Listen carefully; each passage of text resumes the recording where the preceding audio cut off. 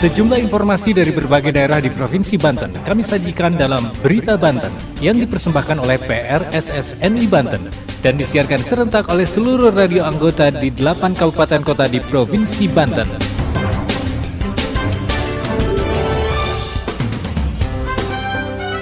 Anda kembali bersama kami di Berita Banten PRSSNI Banten edisi hari ini Selasa 12 Desember 2023.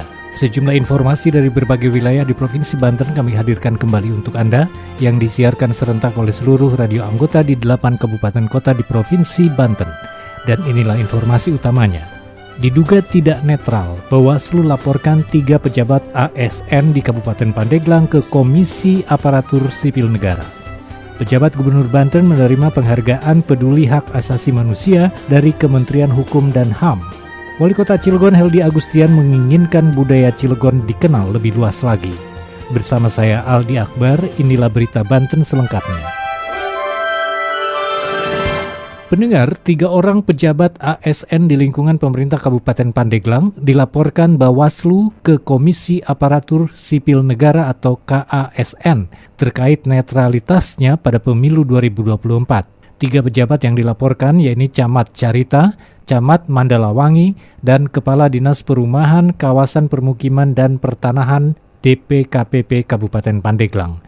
Berikut laporan Boim Setiawan dari Radio Angkasa Pandeglang. Dari Pandeglang, Banten, Badan Pengawas Pemilu atau Bawaslu Kabupaten Pandeglang melaporkan 3 pejabat ASN di lingkungan pemerintah Kabupaten Pandeglang kepada Komisi Aparatur Sipil Negara atau KASN. Ketiga pejabat yang dilaporkan oleh Bawaslu Pandeglang yaitu Camat Carita Marda, Camat Mandalawangi Wawan Setiawan, dan Kepala Dinas Perumahan Kawasan Permukiman dan Pertanahan atau DPKPP Kabupaten Pandeglang Roni. Ketiga pejabat dilaporkan kepada KASN atas dugaan melakukan pelanggaran ketidaknetralan ASN menjelang pemilu 2024. Menurut Koordinator Divisi Penanganan Pelanggaran pada Bawaslu Kabupaten Pandeglang, Didin Tahajudin, Bawaslu akan menindak tegas setiap pelanggaran yang terjadi, termasuk pelanggaran ketidaknetralan ASN di Kabupaten Pandeglang. Pihaknya sudah memproses dan merekomendasikan kepada KASN untuk memberi sanksi kepada 3 orang pejabat tersebut, ujar Didin saat dihubungi melalui sambungan telepon pada hari Senin, 11 Desember 2023. Didin juga menjelaskan rekomendasi pemberian sanksi pejabat ASN kepada KASN merupakan sebagai tindak lanjut atas temuan pelanggaran ketidaknetralan ASN. Lokasi kejadiannya di Kecamatan Carita dan Mandalawangi. Ketika status menjadi temuan, maka akan diproses sesuai ketentuan yang berlaku dalam Undang-Undang Pemilu, selain sudah memproses pelanggaran ketidaknetralan ASN sebelumnya. Dari 98,9 Angkasa Radio Pandeglang, Boim Setiawan mengabarkan untuk Berita Banten.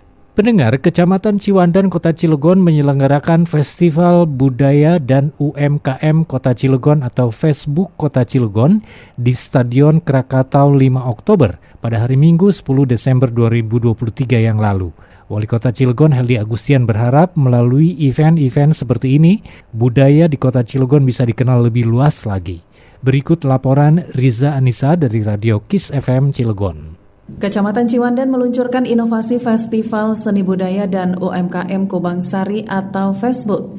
Acara tersebut dibuka langsung oleh Wali Kota Cilegon Heldi Agustian di Stadion Krakatau 5 Oktober pada Minggu 10 Desember 2023. Dalam kesempatan ini, Heldi menyampaikan apresiasi yang tinggi atas terselenggaranya kegiatan tersebut sebab dinilai bisa menunjang pembangunan daerah khususnya di bidang wisata budaya. Adapun untuk mewujudkan Cilegon sebagai kota yang ramah terhadap seni budaya, Heldi mengatakan dalam waktu dekat, pemerintah kota Cilegon akan membangun panggung budaya di alun-alun.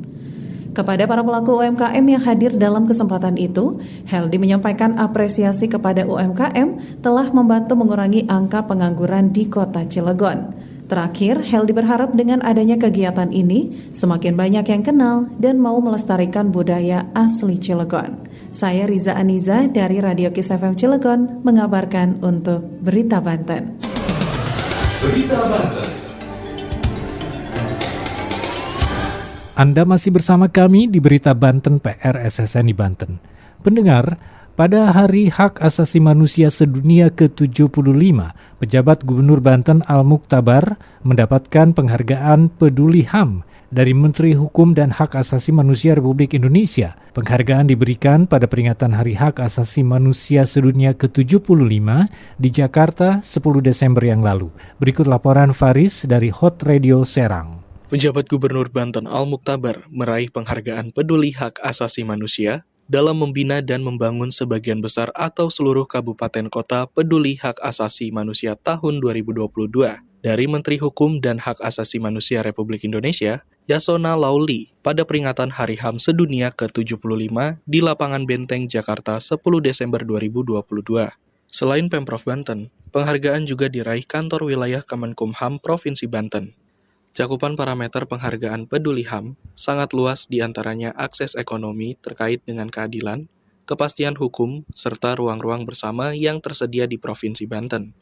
Hal senada juga disampaikan Kepala Kanwil Kemenkumham Provinsi Banten, Dodot Adi Kuswanto. Parameter penghargaan cukup luas, ada 120 indikator yang dijadikan penilaian, diantaranya terkait dengan keadilan, anak, dan hal-hal lain yang bersangkut paut dengan hak asasi manusia. Ketua Komnas HAM, Adnike Novasigiro, mengatakan tema harmoni dalam keberagaman dirumuskan sebagai peneguhan prinsip universal dari HAM seperti prinsip non-diskriminasi dan kesetaraan, di samping meneguhkan kebinekaan Indonesia. Faris dari Hot Radio Serang mengabarkan untuk Berita Banten. Demikian sejumlah informasi yang telah kami sajikan untuk Berita Banten kali ini. Saya Aldi Akbar, sampai jumpa. Terima kasih Anda telah mendengarkan Berita Banten yang dipersembahkan oleh PRSSNI Banten.